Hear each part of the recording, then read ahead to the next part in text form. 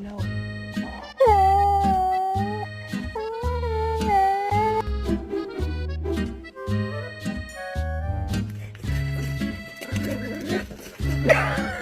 I'm really gonna...